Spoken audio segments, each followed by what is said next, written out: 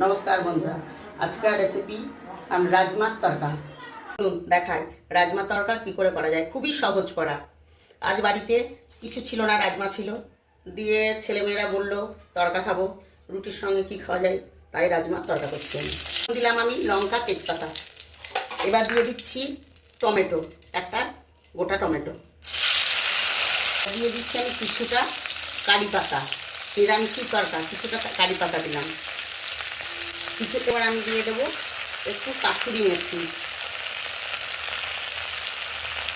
এবার দিয়ে দেবো আমি আদা লঙ্কা বাটা।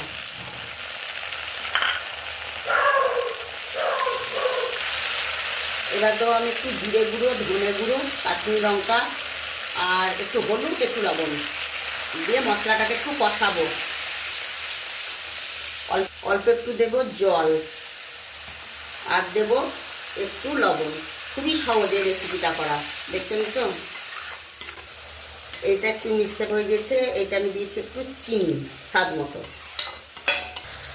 দেখুন মশলাটা কত সুন্দর কষানো হয়ে গেছে, এই দেখুন।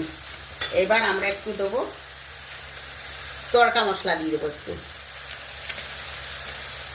কত সহজে হয়ে গেল। এবার রাজমাটা সেদ্ধ করে রেখেছিলাম 5টা সিটি দিয়ে, এবার রাজমাটা দিয়ে দেব।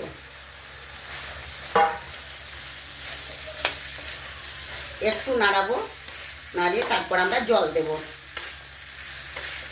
আমরা জল দেব।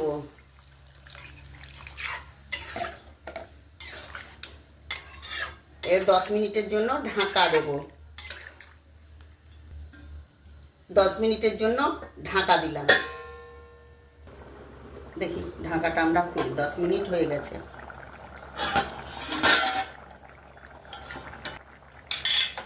দেখুন কত সুন্দর হয়ে গেছে। আপনাদের বাড়িতে রাজমা থাকলে ভিজিয়ে ফেলুন, 5টা সিটি দেন, চট করে মশলা কষে বসিয়ে দেন।